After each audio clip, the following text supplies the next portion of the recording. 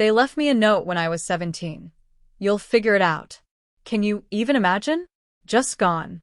And I did figure it out, clawing my way from absolute rock bottom to building a life I'd only ever dreamed of. But then, 12 years later, they came crawling back, demanding to be let into that life. That's when the real battle began, and trust me, it was nothing like what they expected. I still remember the silence of that house. Coming home, the door unlocked, everything eerily quiet. My heart just knew. Every light off, every closet door ajar, the air thick with absence. And there it was on the kitchen counter, that single, cruel note. You'll figure it out. Not "we love you," not "we're sorry." Just that. It felt like a punch to the gut, a final, definitive declaration that I was disposable. I was just 17. What had I done wrong? I racked my brain, desperately searching for an answer, a reason why my own family would abandon me like garbage. But the truth was, they never really pretended to love me. Not truly. When I was 13, I baked my mom a birthday cake, my very first one, all by myself.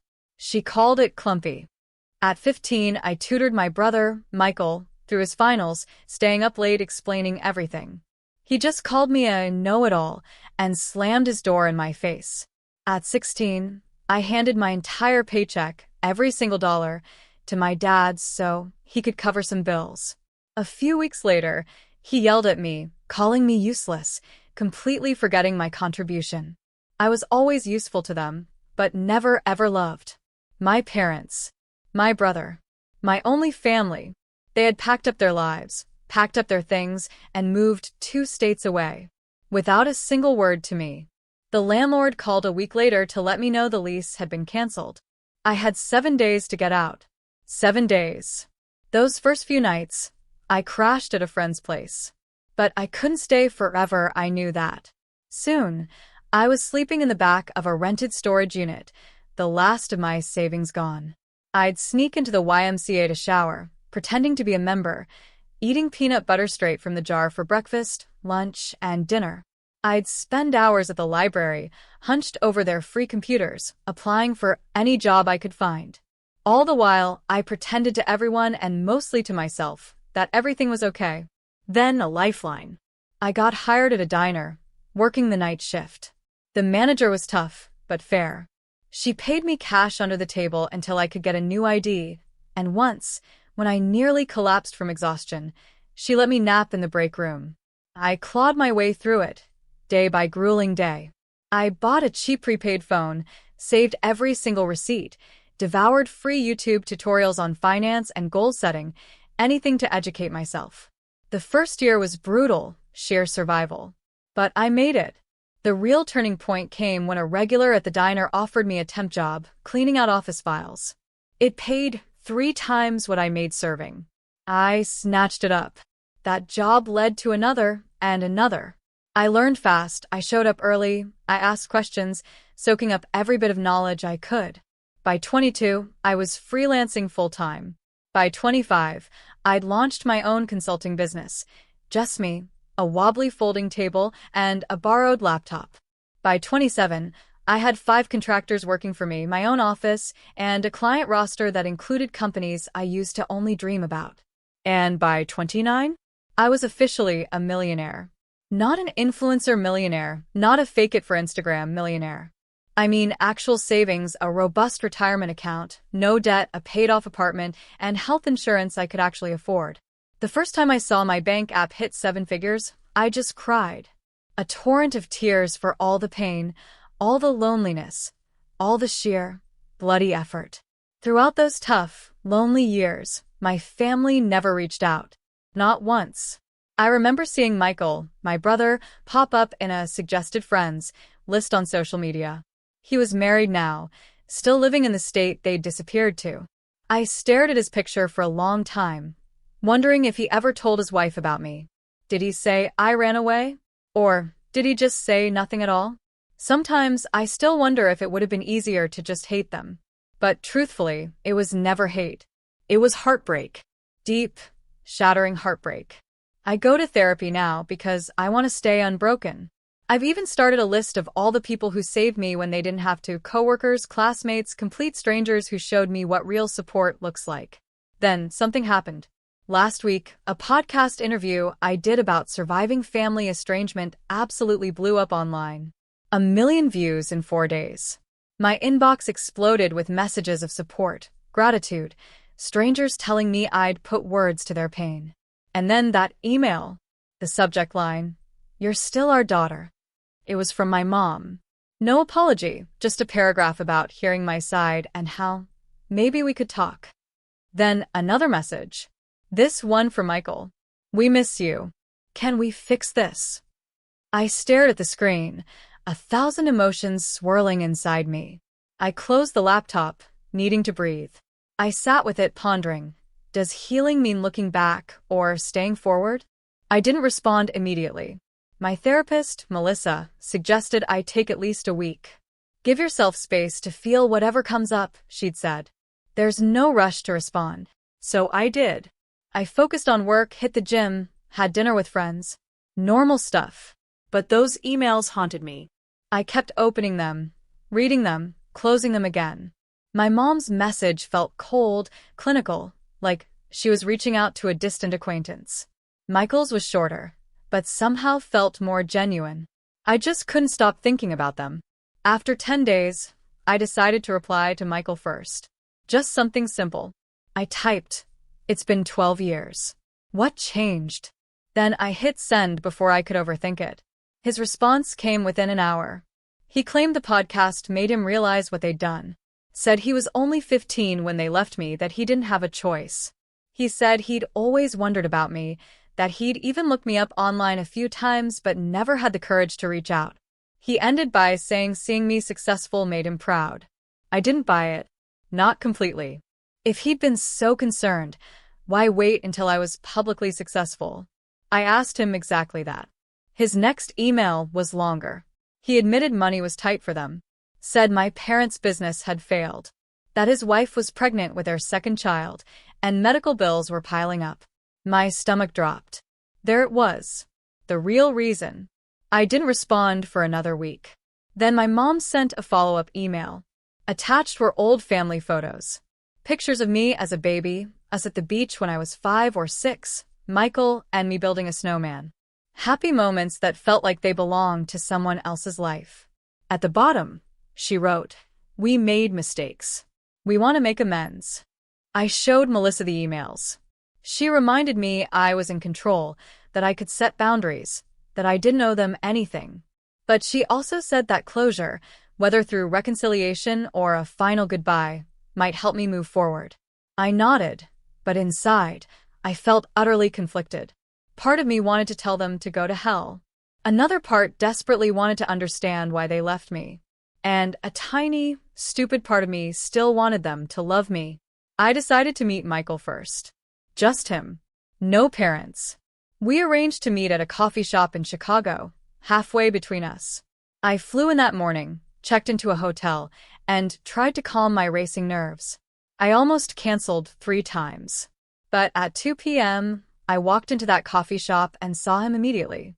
He looked older, heavier, with a receding hairline. But his eyes, they were the same. He stood up awkwardly, uncertain. I didn't hug him.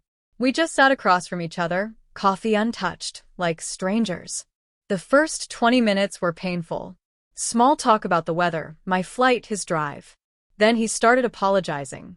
"Emma, I'm so sorry," Michael said, his voice cracking. "I was just a kid when it happened. I didn't know they were planning to leave you behind until it was too late. I was too scared to stand up to them. I just listened, watching his face for any sign of deception. He seemed sincere. But I'd been fooled before. I asked him the question that had haunted me for 12 years. Why me? Why was I the one left behind? He looked down at his coffee. "They always saw you as the strong one," he mumbled. "The independent one. The one who would be fine on your own. They thought you didn't need them as much as I did. They convinced themselves you'd be better off without them." It was the most ridiculous, infuriating thing I'd ever heard. I told him about the storage unit, about eating peanut butter for weeks, showering at the YMCA, Working night shifts at 17. His face crumbled. I didn't know, he whispered. They told me you had a plan. That you wanted to stay behind. That you were going to live with a friend's family. That you'd chosen to separate from us. All lies. By the end of our meeting, I wasn't sure what to think. He seemed genuinely remorseful. He showed me pictures of his wife and daughter, told me about his job as an accountant, asked about my business. He didn't directly ask for money, which surprised me. When we parted, he hugged me. I let him, but I didn't hug back. I just stood there, arms at my sides, feeling nothing. Back at my hotel, I called Melissa, told her everything. She pointed out that while Michael seemed sorry, he was still framing himself as a victim, rather than fully acknowledging his role in my abandonment. She was right. He'd been 15, not 5. Old enough to pick up a phone. Old enough to send an email. Old enough to check on me at some point in 12 years. That night, my mom called. I hadn't given her my number, so Michael must have. I almost didn't answer, but curiosity won out. Her voice sounded older, raspier. She cried when I said hello. Started talking about how proud she was of me, how she'd always known I would succeed, how special I was. I let her talk herself out, then I asked her the same question I'd asked Michael. Why me? Her answer was different. We were in debt, Emma. We couldn't afford 3 mouths to feed. We knew you were smart enough to make it on your own. We figured you'd go to social services and get placed with a better family. We thought we were doing you a favor. I hung up on her, blocked her number immediately, threw my phone across the room and screamed into a pillow until my throat was raw. The next morning, I had an email from my dad. First contact in 12 years. He didn't apologize. Instead, he wrote about how hard their lives had been, about medical bills and failed businesses, about how Michael's wife needed surgery, about how they were facing eviction. Then, at the very end, he asked if I could help the family out. Not a single question about my life. Not a single acknowledgement of what they'd done. I forwarded the email to Melissa with the subject line. And there it is. She called me immediately, despite it being Sunday. We talked for an hour about boundaries, about forgiveness versus reconciliation, about the difference between helping someone and enabling them, about what I actually wanted versus what I thought I should want. By Monday morning, I had made my decision. I emailed Michael, told him I was glad we'd met, that I understood he was in a difficult position when we were younger, that I was willing to have a relationship with him and his family, but with clear boundaries. No money, no loans, no financial support of any kind. And absolutely no relationship with our parents until they took full responsibility for their actions. His response was immediate and telling. I'm really disappointed, Emma, he wrote. Our parents really need help. Families should support each other. You're being selfish with your success. All the guilt buttons they'd installed in me as a child pushed at once. I didn't respond. Instead, I booked an appointment with Melissa and a vacation to Bali. I needed space. 3 days later, Michael called. Left a voicemail apologizing for his email. Said he understood my position. Said he still wanted a relationship on my terms. Said he'd respect my boundaries. I listened to it twice, trying to decide if he was sincere or just changing tactics. I decided to give him one more chance, but with my guard firmly up. I went to Bali anyway. Spent 2 weeks on the beach, hiking through rice fields, meditating. I needed the distance. When I got back, I had 6 more emails from my dad, each more desperate than the last. I didn't read past the subject lines. I also had a text from Michael asking if we could talk again. I agreed to a phone call. Nothing more. The call started okay. He apologized again for pushing. I've been thinking a lot about what you told me, he said. I'm in therapy now, too. I believed that part. He sounded different, less defensive. We talked about his kids, about my business, normal stuff. Then he mentioned our parents were coming to visit him next weekend. Asked if I would consider meeting them, just for an hour, in a public place. I felt my chest tighten. I'm not ready for that, Michael. He pushed a little, but backed off when I got quiet. After we hung up, I called Melissa. We had an emergency session that night. She helped me realize I was afraid of seeing them. Not because I hated them, but because I still craved their approval. Still wanted them to love me. Still wanted to be enough. It was pathetic, but it was true. I cried for an hour in her office. The next day, Michael texted again. Said our mom was crying all night after he told her I wouldn't meet them. Said our dad was talking about driving to my city anyway. I felt panicky. I blocked Michael's number immediately. Then I called my assistant and told her I was working from home for the week. Ordered groceries for delivery. Basically, I hid in my apartment like a scared kid. On Wednesday, my doorman called up. Said there was a couple asking for me. Wouldn't give their names. I knew instantly. Told him I wasn't accepting visitors. 5 minutes later, my phone rang from an unknown number. I let it go to voicemail. Emma, we drove 8 hours to see you. My dad's angry voice boomed. You're being childish. We deserve a chance to explain. I deleted the message and turned off my phone. Thursday morning, I woke to someone pounding on my door. I froze in bed, heart racing. Checked the peephole. It was them. My parents. Standing in my hallway like they had any right to be there. Emma, please, my mom's voice came through the door. We just want to talk to you. We know you're in there, my dad added. We love you. We're sorry. I didn't open the door. I sat on the floor, back against the wall, shaking. Eventually they left. I called building security immediately. Told them not to let those people up again. The guard sounded concerned, asked if I needed the police. No, I said, my voice thin. Just don't let them up. Then I called Melissa. She came over on her lunch break, brought me a sandwich, and sat with me while I cried. Told me I had every right to set boundaries, that I didn't owe them a meeting, that what they were doing was harassment, not reconciliation. After she left, I got an email from Michael. He was furious. Said I'd humiliated our parents. Said they were staying in a cheap motel they couldn't afford because they were so desperate to see me. Said his wife needed surgery next month and they were hoping I could help. Said I was being cruel. I didn't respond. Friday morning, I decided I needed to leave town for a while. Booked a flight to visit my friend Rachel in Portland. She'd been one of the people who helped me when I was homeless, let me crash on her couch for a week when I had nowhere else to go.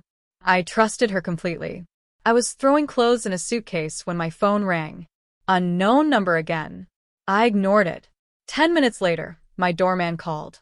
Said there was a woman downstairs having what looked like a medical issue. Said she was asking for me by name. Claimed to be my mother. I felt sick. Told him to call an ambulance if she needed help, but I wasn't coming down. He sounded uncomfortable but agreed. I finished packing and headed downstairs an hour later. Checked the lobby carefully before entering. No sign of them. I felt relieved, but also weirdly guilty. The doorman gave me a strange look as I passed. Told me the ambulance had come, that the woman had been having chest pains, and she'd been taken to Memorial Hospital. I nodded and hurried out to my waiting Uber. At the airport, I got another call from Michael. I almost didn't answer, but something made me pick up. Mom had a heart attack, he was crying. She's in surgery. This is your fault for stressing her out. I hung up on him. Called Melissa instead. She answered immediately. I told her what happened, asked if I was a terrible person. Emma, listen to me, she said firmly. You are not responsible for your mother's health. This feels like another manipulation tactic. Get on your plane and take care of yourself. I did. I spent the weekend with Rachel. Told her everything. She remembered when my family abandoned me, remembered how broken I'd been. She was furious on my behalf. They don't deserve a minute of your time, she said, pouring me another glass of wine. Not after what they did to you. It felt good to have someone so firmly in my corner. Sunday night, I got an email from my dad. My mom was stable, had a stent put in. Would be released Tuesday. The email ended with, "She's asking for you. Don't you think you've punished us enough?" I showed Rachel. She rolled her eyes so hard, I thought they might get stuck. Told me this was textbook guilt tripping. I knew she was right, but a part of me still felt responsible. I flew home Monday. Found flowers outside my apartment door. The card said, "Please call us. We're staying at the Holiday Inn until Wednesday." No apology, no acknowledgement of boundaries. Just another demand. I threw the flowers in the trash chute. Tuesday morning, I got a text from an unknown number. It was a photo of my mom in a hospital bed, looking pale and small. The message said she might not have much time left. Do you really want to live with this regret? I blocked the number, called Melissa. She suggested I take a social media break, change my number, maybe even stay with a friend for a while. I agreed. Called my assistant, told her I'd be working remotely for 2 weeks. Packed another bag. Before I could leave, my doorman called again. Said there was a young woman downstairs asking for me. Said she had a small child with her. Claimed to be my sister-in-law. I felt cornered. These people wouldn't stop. I told the doorman to send her up. Decided to face this head-on. The woman who knocked on my door looked exhausted. Dark circles under her eyes. Holding a sleeping toddler against her shoulder. "I'm Jenny," she said quietly. "Michael's wife. I came alone because I wanted to talk to you without family drama." I let her in reluctantly. Offered her water. She accepted gratefully. Jenny put her sleeping daughter on my couch, tucking a blanket around her. Then she sat at my kitchen table and started talking. "I only learned about you 3 years ago," she admitted. "Michael told me you ran away at 17. Cut contact with the family. I always thought it was strange, but never pushed. Hearing your podcast was a shock." I confronted him, and he finally admitted the truth. I just listened, not sure what to believe anymore. Jenny seemed sincere. "I'm horrified by what they did to you," she continued. "I insisted Michael reach out, but I had no idea they were going to ask you for money. I'm embarrassed and angry about that. Yes, I do need surgery for a thyroid condition, but we have insurance. Your parents are the ones in financial trouble, not us." Asked her why she'd come. She looked me straight in the eyes. "You deserve to know the whole truth," she said. "Your parents have been telling everyone you abandoned the family, that you were mentally unstable, that you stole money from them before disappearing, that they spent years looking for you. All lies to cover what they'd done." I felt like I'd been punched. "How do you know this is true?" She pulled out her phone. Showed me Facebook posts from years back. My mom asking for prayers to find her troubled daughter. My dad claiming I'd taken their savings before running away. Posts about hiring private investigators, about checking homeless shelters. All carefully crafted to make them look like victims. All dated years after they'd abandoned me. Jenny apologized for being part of it, even unknowingly. Said she'd confronted my parents, too. That they'd admitted everything to her when she threatened to tell the whole family the truth. That they were desperate now because their lies were unraveling. That my podcast had people asking questions they couldn't answer. Her daughter woke up then. A cute little girl with curly hair. "This is Lily," Jenny said softly. "She's 3. I have another daughter on the way. I want my children to know their aunt. But only if you want that, too. No pressure, no guilt. Just an open door if you ever choose to walk through it." After they left, I sat in my apartment for hours, processing. Called Melissa again, told her everything Jenny had said. She wasn't surprised. "Abusers often control the narrative," she explained. "They create alternate realities where they're the victims." She asked what I wanted to do now. I honestly didn't know. That night, I got another email from my dad. This one was different. Angry. Threatening. Said if I told lies about them online, they would sue me for defamation.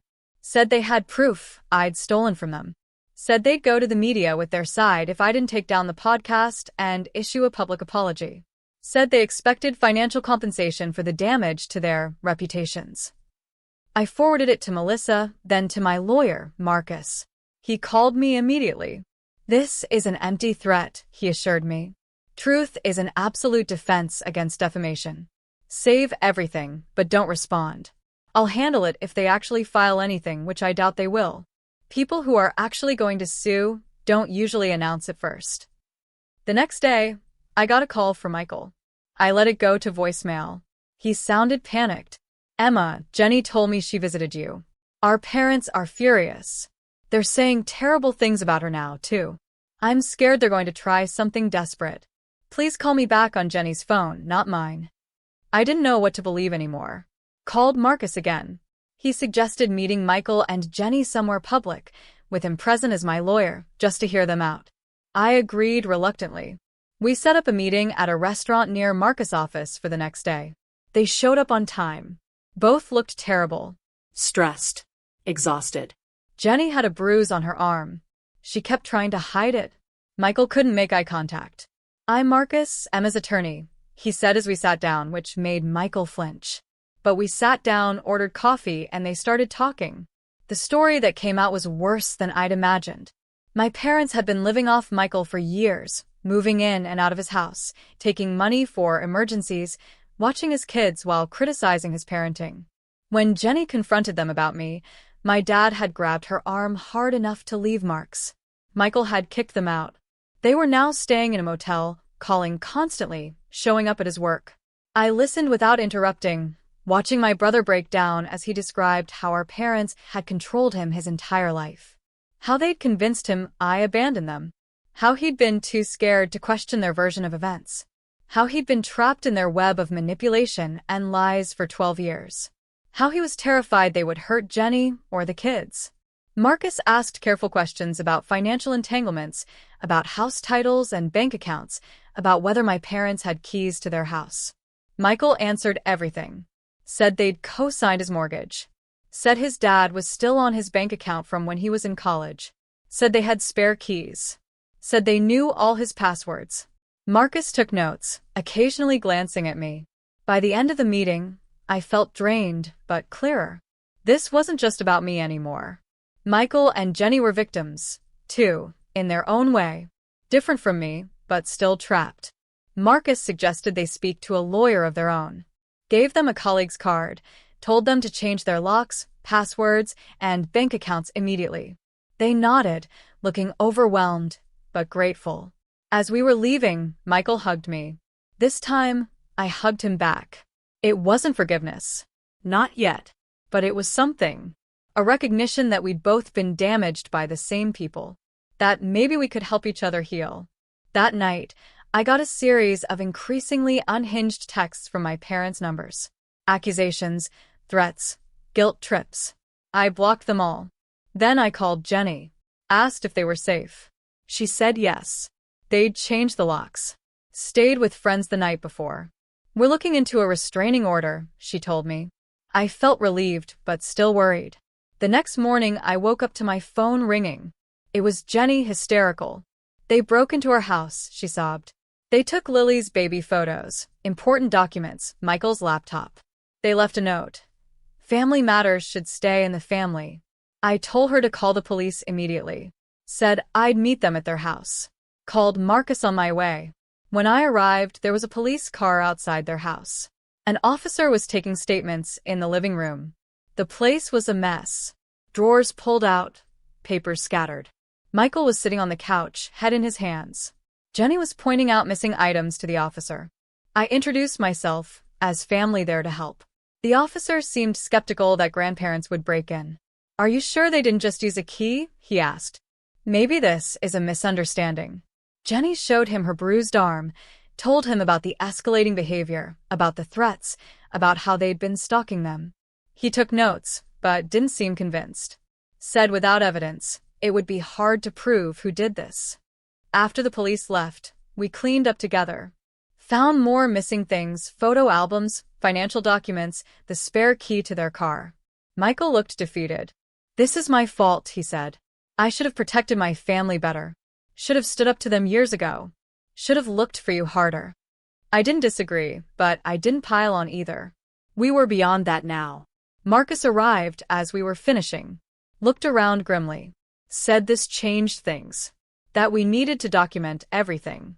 That breaking and entering was a serious crime. That we should all stay somewhere else for a few days. That he'd help us file for emergency restraining orders in the morning. We nodded, too exhausted to argue. Jenny packed bags for them while Michael and I secured the house as best we could, changed locks again, checked windows, discussed security cameras. It felt surreal, taking these precautions against our own parents, but also necessary. They'd crossed a line that couldn't be uncrossed. As we were leaving, Michael got a text from our dad. Just 3 words. "We're watching you." He showed it to me, hands shaking. I took a screenshot, sent it to Marcus. Then I made a decision. Told them they were coming to stay with me. My building had security, cameras, a doorman who already knew not to let our parents in. They accepted gratefully. That night, the four of us ate takeout in my living room. Lily played with toys Jenny had packed. We talked quietly about next steps, about restraining orders, about police reports, about changing phone numbers and email addresses, about possibly moving to a new house, about how to protect themselves long term. It wasn't the family reunion I'd ever imagined.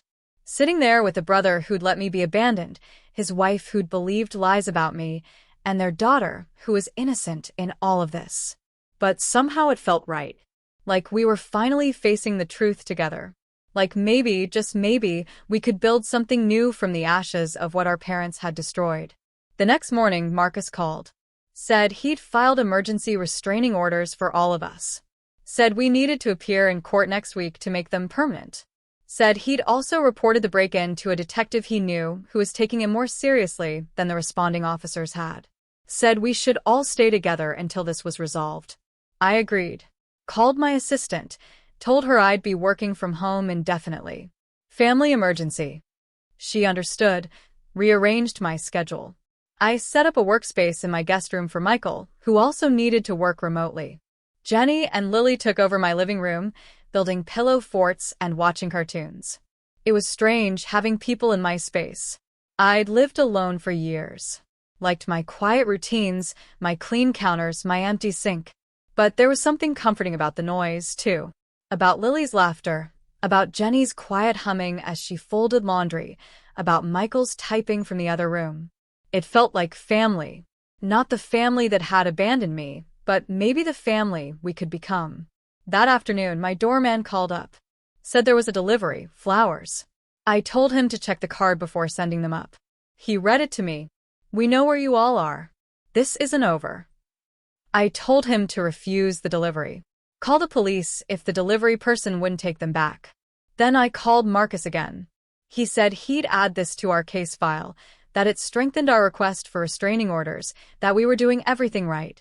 I didn't tell Michael or Jenny about the flowers. They were stressed enough. Instead, I ordered extra groceries, made dinner for everyone, played with Lily, tried to create some normalcy in this bizarre situation. But that night, after everyone was asleep, I sat alone in my kitchen and finally let myself feel everything. The fear, the anger, the grief, the strange hope. I cried silently into a dish towel so no one would hear me. In the morning, Jenny found me making coffee, asked if I was okay. I lied. Said yes. She didn't believe me. Sat down at the counter. It's okay not to be okay, Emma, she said gently. I'm not either. Michael cries in the shower where he thinks no one can hear. Lily keeps asking when we can go home. This whole situation is terrible, but I'm grateful we're facing it together. I looked at her, this woman I barely knew, who is somehow now part of my life. Asked her why she'd come to me that first day, why she'd chosen to believe me over the family she'd known for years. She smiled sadly. I've always felt something was off about your parents, about the stories they told, about the way they controlled Michael. The podcast confirmed my suspicions. I couldn't let my daughters grow up thinking abandoning a child was ever acceptable. We hugged then, the first time. It felt awkward but genuine, like the beginning of something.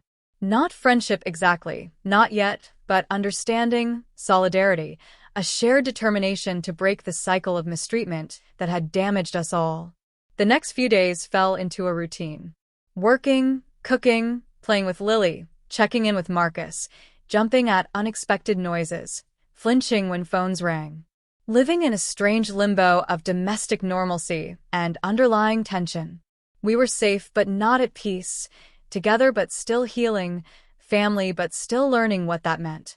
On Friday, Marcus called with news. The detective had found evidence. Security footage from a gas station near Michael's house showed our parents' car parked there during the time of the break-in. The restraining order hearing was set for Monday. He was confident we'd get approved. We all felt relieved, but still anxious. Still waiting for the next escalation. It came that night. A brick through Michael's car window in the parking garage. No note this time. No need for one. The message was clear. The building's security footage showed a man in a baseball cap. face carefully turned away from cameras. We couldn't prove it was our dad, but we all knew. Filed another police report. Added it to our case file. Tried not to let Lily see how scared we were. Sunday night, we sat together making a plan for court. What to wear, what to say, what evidence to bring. How to explain our family history without sounding crazy. How to make the judge understand the pattern of escalation. How to protect ourselves legally and physically. It felt surreal discussing our parents this way, like talking about strangers. Dangerous strangers who happened to share our DNA. As we talked, my phone pinged with an email notification from my mom. Subject line: last chance. I almost deleted it unread, but something made me open it. It was short, just one line. If you go to court tomorrow, you'll regret it for the rest of your life. I showed it to Marcus, who'd stayed for dinner. He took a screenshot, added it to our file, told me not to respond. Said this kind of threat would only help our case. That night, none of us slept well. I kept checking my locks, listening for noises, wondering what my parents might do next. Wondering if we were overreacting, wondering if we were underreacting. Wondering how my life had come to this point. From an abandoned teenager to a successful businesswoman, to hiding in my own apartment from the people who gave me life. Monday morning arrived with a strange calm. We dressed carefully, business casual, respectable, trustworthy. Jenny arranged for a friend to watch Lily. We drove to the courthouse in separate cars, just in case. Met Marcus on the steps outside. He looked confident, briefcase in hand, told us he'd handled dozens of cases like this, that the evidence was strong, that judges took threats seriously, that we'd be protected. As we walked into the courthouse, I spotted them, my parents. Standing near the entrance, looking older than I remembered, smaller somehow. My mom saw me first, made a move toward me. My dad grabbed her arm, held her back. They watched us pass, didn't speak, didn't try to approach, just stared with a mixture of anger and something else. Something that might have been fear. We filed past them into the building, checked in at security, followed Marcus to the correct courtroom, sat together on a bench, waiting for our case to be called. I could feel my parents enter behind us, could sense them sitting on the opposite side of the room, could almost hear their whispered conversation, but I didn't turn around. Kept my eyes forward. Focused on breathing. The judge called our case.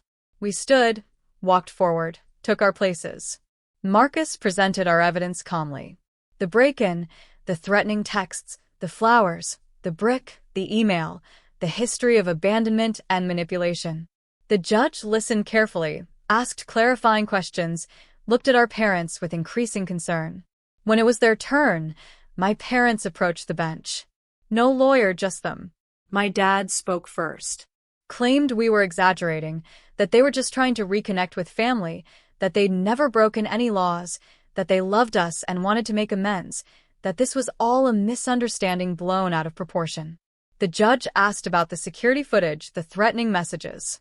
My dad denied everything, said it wasn't them on the footage, said their texts were being misinterpreted, said they were the victims here, not us.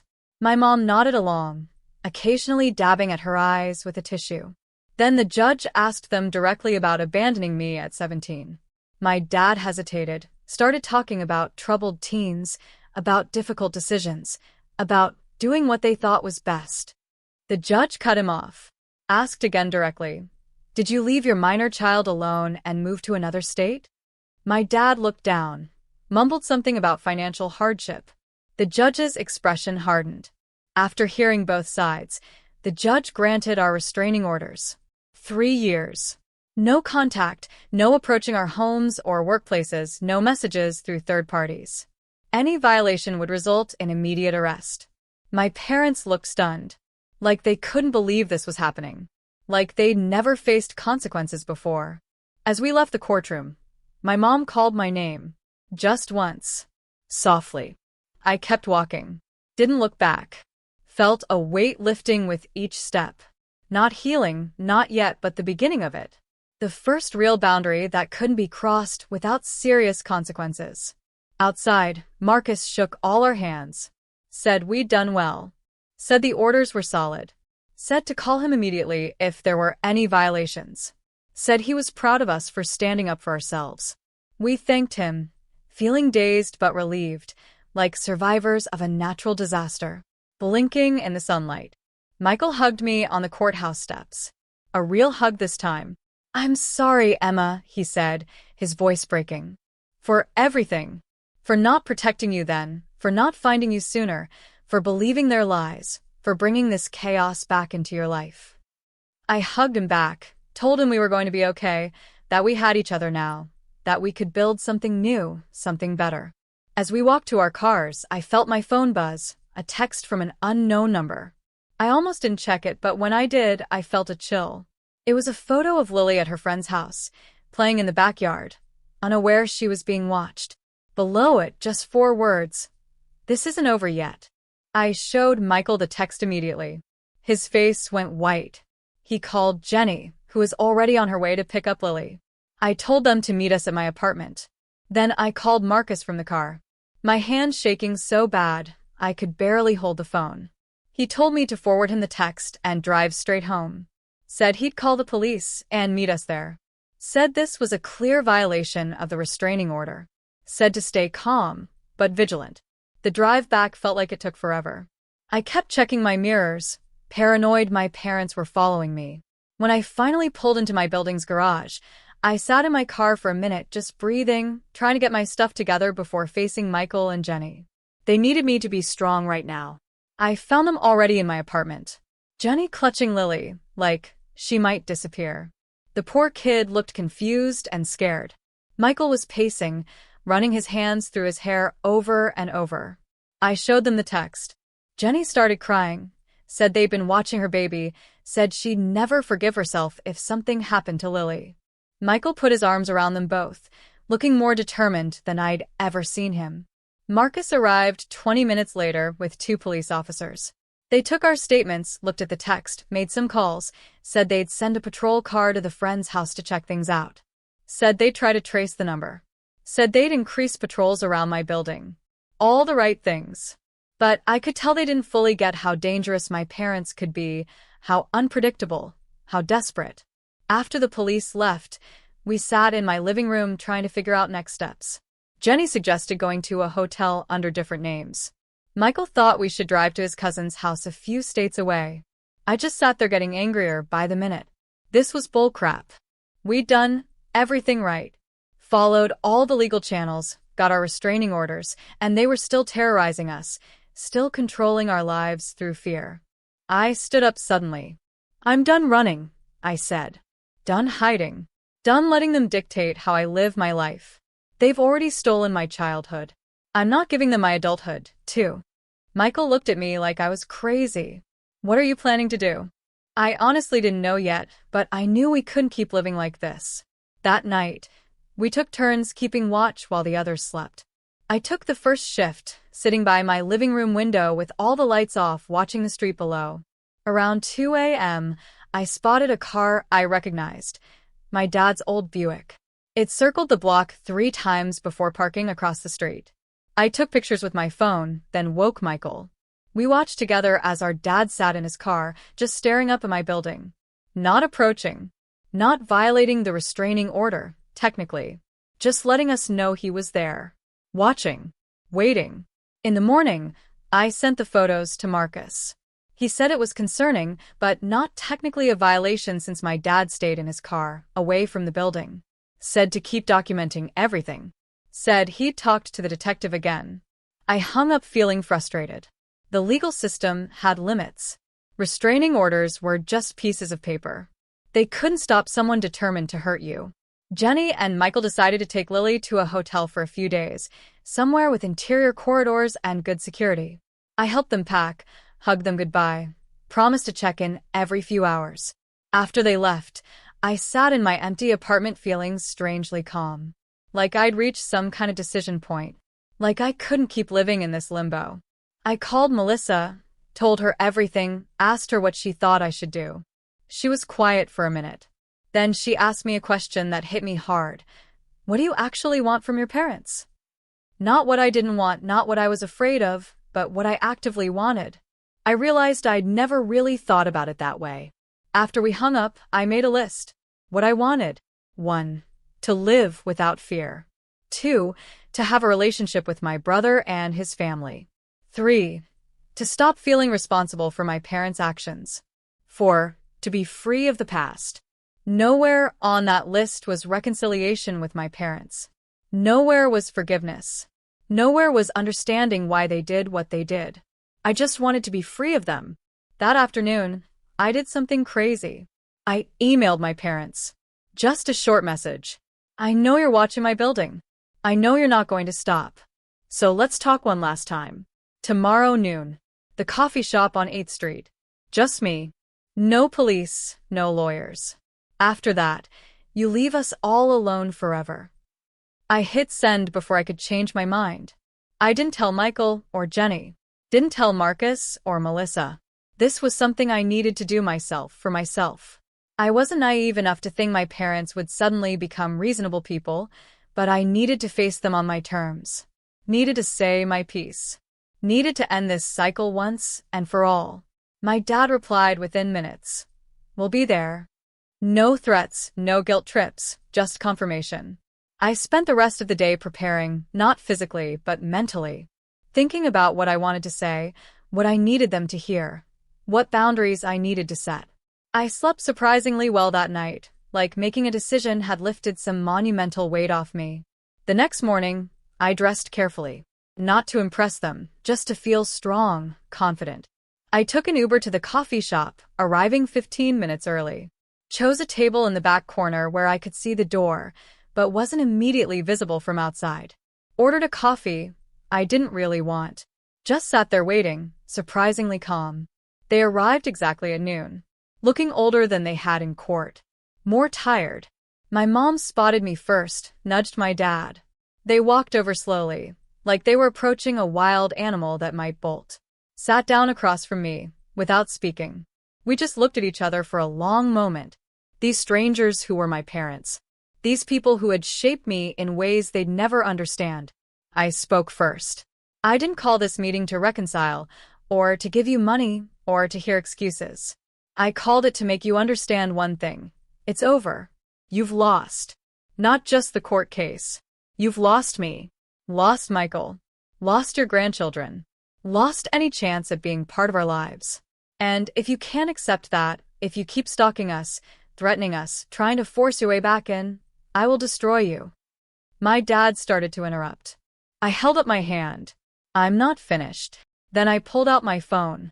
Showed them screenshots of all their threatening messages, the photo of Lily, the emails. I've sent copies to everyone in your lives. Your siblings, your church, your neighbors, your employers. Everyone. Not yet, but I will if you contact any of us again. If you come near our homes. If you so much as mention our names to anyone we know. My mom started crying. We just want our family back. We made mistakes, but we deserve another chance. We're getting older, and don't want to die alone. I looked at her for a long moment.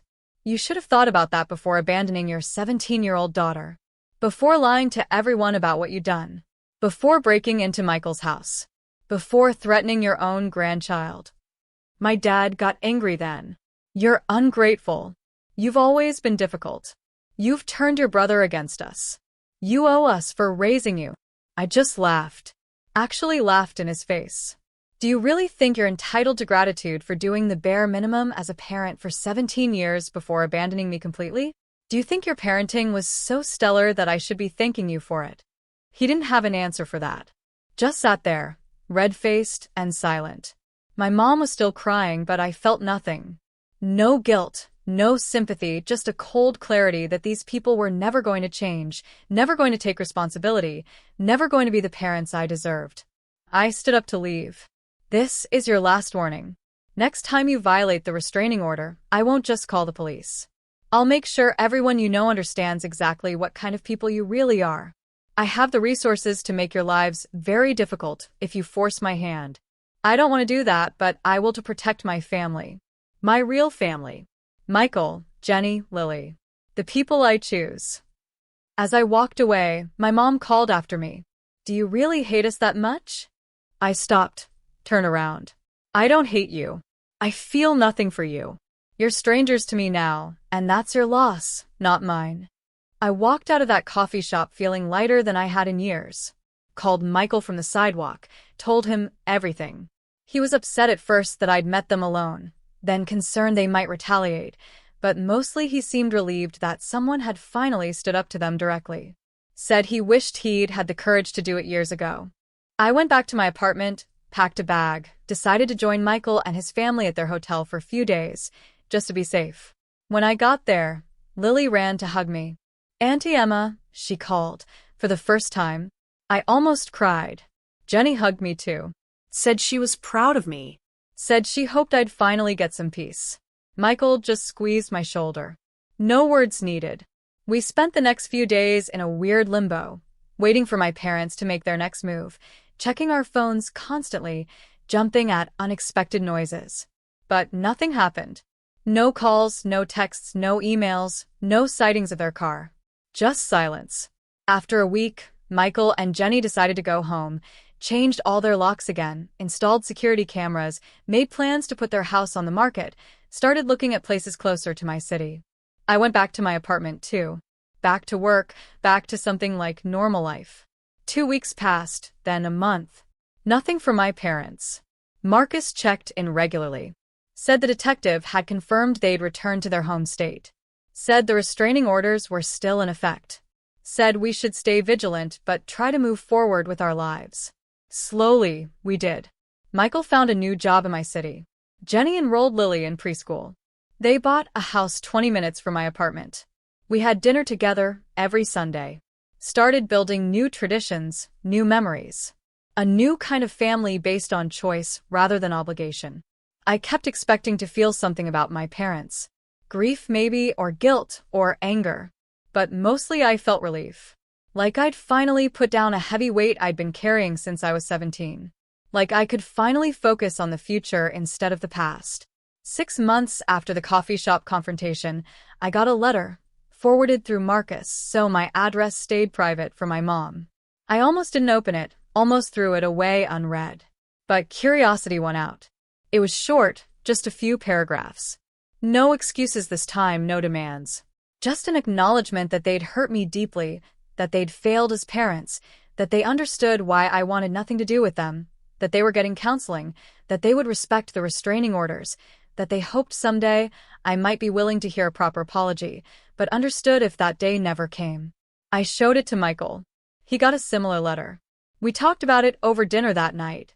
About whether it was sincere, about whether it changed anything, about whether we could ever trust them again. We didn't reach any conclusions, just agreed to take it one day at a time, to prioritize our healing, to protect the family we were building. I keep the letter in my desk drawer. Not because I'm ready to forgive, not because I want reconciliation, but because it represents something important. My parents finally recognizing my right to set boundaries, my right to choose who I allow in my life, my right to define family on my own terms. Last week, Lily had her 4th birthday party. Michael and Jenny invited me to help plan it. We had it at my apartment. Balloons everywhere.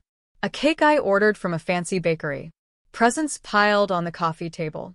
Lily running around in a princess dress, laughing. Jenny taking pictures. Michael grilling on my balcony. Friends stopping by throughout the day. So much noise.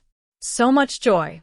At one point, I stepped into the kitchen for a moment alone, just watching through the doorway as Michael swung Lily around in circles, as Jenny laughed at something a friend said, as my apartment, once so empty and quiet, filled with life and love. I thought about that note on my kitchen counter 12 years ago. You'll figure it out. And I had. Not the way they meant, but I'd figured out what family should be. What love should look like. What I deserved all along. I'm not saying everything's perfect now. I still have trust issues. Still go to therapy every week. Still have nightmares sometimes about being abandoned. Still flinch when my doorbell rings unexpectedly. But I'm healing. We all are. Building something new from the broken pieces of our past. Something stronger. Something chosen. Something real. Sometimes people ask if I'll ever reconcile with my parents, if I'll ever let them meet Lily, if I'll ever forgive them for what they did. I don't have answers to those questions yet. Maybe someday. Maybe never. But what I do know is this. I'm not defined by what they did to me anymore. I'm defined by what I built after, by the person I chose to become, by the family I chose to create. What about you? Have you ever had to draw a hard line with family, even when it hurt? What did you choose to build in its place? Let me know in the comments below. I'd really love to hear your thoughts.